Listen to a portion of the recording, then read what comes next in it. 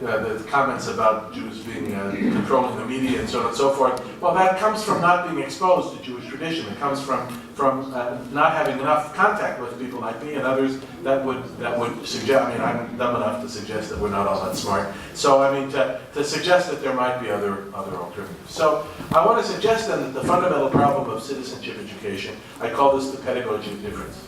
It involves initiation into a particular tradition with an openness to engage other traditions in dialogue and conversation. So that the fundamental criterion is something like this. In order to know myself, I have to be open to the other.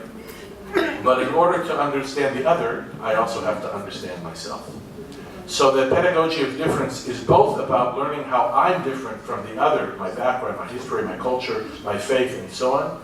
But it's also about learning others who are different than I. Even when the point of view that they may hold is really contradictory. It might even be threatening to the view that I hold. So that citizenship education in this respect is not an easy thing. And I would challenge those of you, I mean, I love the idea that being a good Muslim is also being a good citizen, but I'm willing to bet that there's a lot more tension in that statement than meets the eye.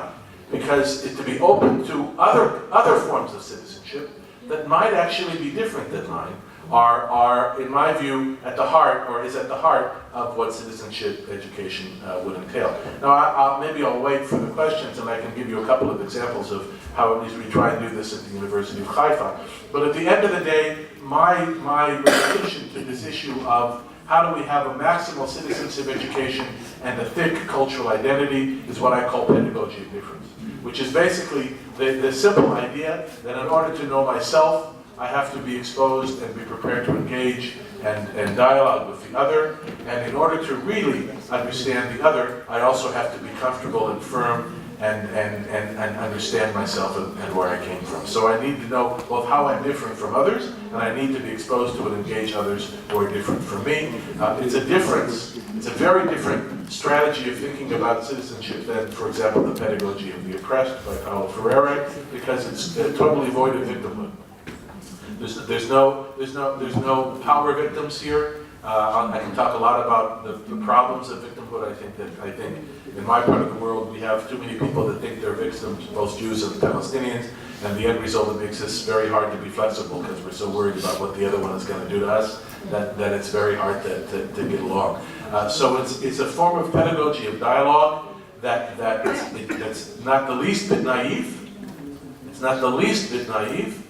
But eschews the idea that somebody else is responsible for my plight and embraces the idea that education, at the end of the day, is about helping young people to acquire the capacity to make decisions for themselves, grounded in their own tradition or a tradition with which they choose to affiliate on the one hand, and exposed and engaged with others around them with whom they may not choose to affiliate, but with whom they do choose to associate.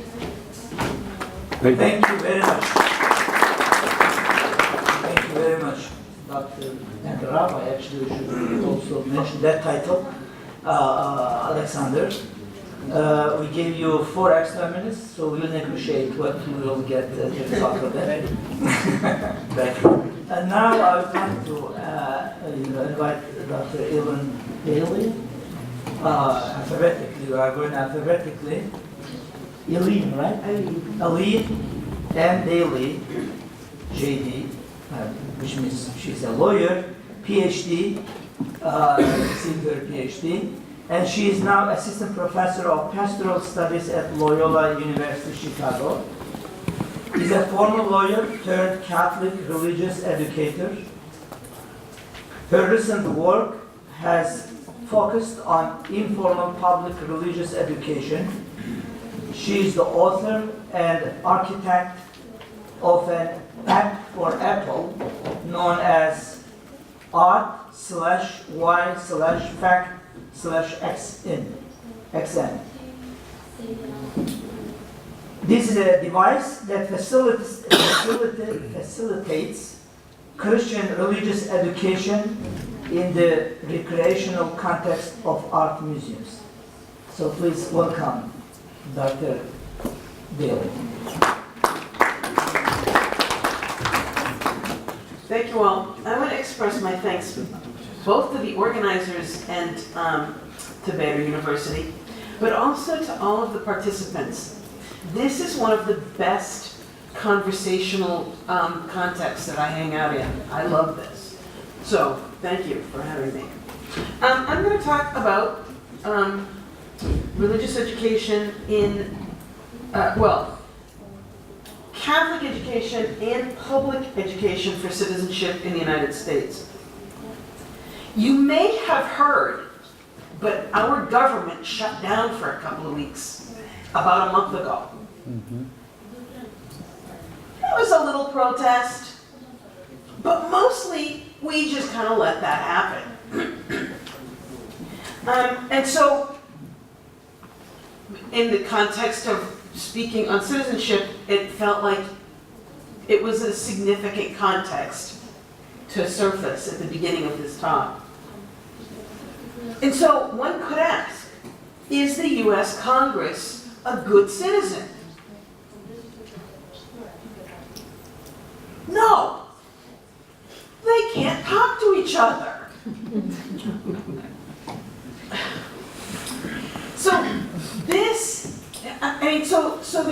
So education happens in formal contexts, but it also happens in the context of life. And at the moment, children and adults in the United States are getting very bad modeling of citizenship education by the very people who are elected to run the government. So, in the early days, these are some of the basic concepts of citizenship education that were significant in the formative years of the United States. So, voting is at the top of the list. It's still at the top of the list. Reading, thinking, and staying informed so that you can vote well is second. Safeguarding liberties, freedoms was third. Those are all from the Federalist Papers, which are a conversation that happened among Madison, Hamilton, and John Jay in the early 1800s. But there's some other notions here from Thomas Jefferson. Doing good to another. Every member of the society is personally responsible for the society. Okay? So these are some early thoughts. These are the early learning outcomes of public education. Public education wasn't about making sure that every individual got the right to education. Public education was designed so that the polis, so that the public could keep functioning, at least in the United States. So the intended outcomes back in the day were a coherent worldview for a shared understanding of the common good and the values necessary for democracy. Okay, so those are the basic elements originally in the learning outcomes of public education. What are the intended outcomes today? I'm going to start with public schools. Well, who decides what the outcomes are? It doesn't happen at the national level. Education was one of the rights reserved to the states by the United States Constitution. So there are 50 states, there are 50 lists of learning outcomes related to citizenship. It's not a centralized factor. What are the intended learning outcomes in the Catholic school? Well, in the social studies courses, they have the same 50 different lists. Whatever state you're in, that's the list you have to go with. And in the religion courses, there's a centralized guideline which makes the kind of thing that's relevant to citizenship education an elective, an optional course, not a mandatory course in the Catholic course scope and sequence. So it's a local choice whether there's going to be religious education for citizenship in any given Catholic school. And just so we're clear, there is no religious education in public schools, as a general proposition. There's some movement to try to at least be able to refer to religion, but everybody is so afraid of violating the constitutional ban on it that mostly they don't mention it. It's easier. So who actually decides what will be emphasized from the state outcomes and from the religious, outcomes, that's to try to keep me on track. It's the teachers. Whoever's teaching decides what's going to be emphasized. Which teachers? Well, in the public school, it's the social studies teachers. They address government, history, and citizenship values in the social studies curriculum. In the Catholic school, the social studies teachers address the same thing that the social studies teachers in the public schools address, and it's the religion teachers who address moral theology and Catholic social teaching. The question is, do the religion teachers talk to the social studies teachers? In some schools, yes. In some schools, no. So in some schools, there's going to be divergence of what's taught to the students. In some schools, it's going to be all social studies and not much religion. And so there isn't a lot of consistency. A study was done 2 years ago about what is actually being taught in public school, in schools, public and private schools in the United States. Not so much what are the outcome objectives that are on the standardized, the state standards, but what are the actual priorities of teachers? So the study used a series of focus groups to identify 15 or 20 priorities, and then they sent a survey out to identify which were the most important priorities. I have 12 listed here. The percentage on each lists the percentage of teachers who think that this item is absolutely essential. The top item was the Bill of Rights. But the second item is good work habits and timely, persistent, hardworking. I'm going to come back to that one. So rights was number one. Fortunately, responsibilities comes in closely at number 3. So rights and responsibilities, good. Tolerance, some knowledge of the way the government is structured, knowledge of at least time periods in history. But then notice the 7th one, to follow rules and be respectful of authority. Then global citizenship, economic principles, to create habits of community service. We're now below 50% who think that's important. To be activists who challenge the status quo, we're now below 40% who think that that's absolutely essential. And it's 36% that it's important to know facts. Okay, so this is what's generally taught by social studies teachers in both public and private schools. Private would include Catholic. What's the Catholic sort of agenda for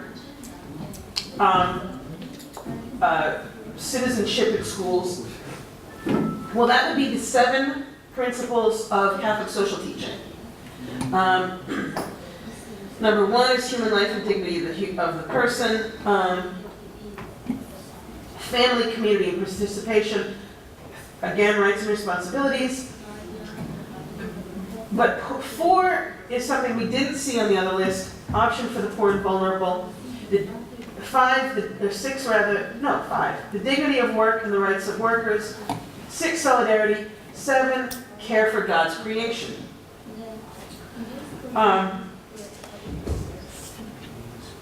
And so there are clear similarities between the 2 sets of the 2 lists. They both attend to rights and responsibilities. The secular list slightly more for rights. They both acknowledge that the world is interconnected, and there's attention to the human person, at least as far as the Bill of Rights is concerned, on the public school list. But there are some differences you could drive a truck through. Montenegrin truck, I think. The first one relates to this relationship between solidarity and tolerance.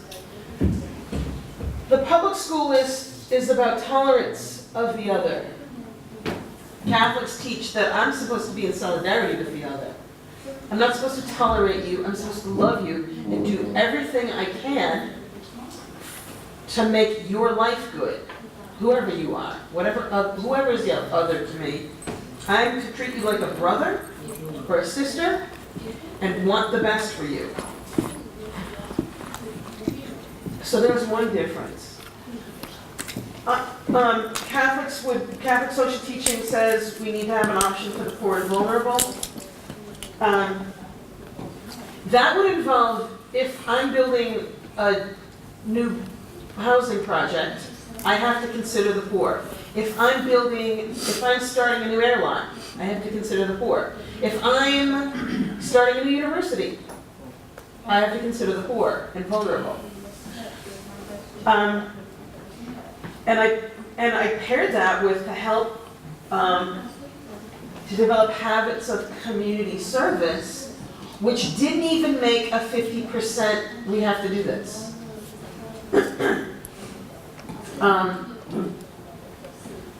Dignity of work and the rights of workers compared to good work habits, timely, persistent, and hardworking.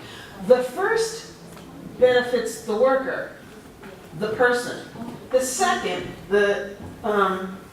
what's currently being taught in the social studies curriculum, benefits the corporation, or the employer, if you will. Again, on the dignity of right and the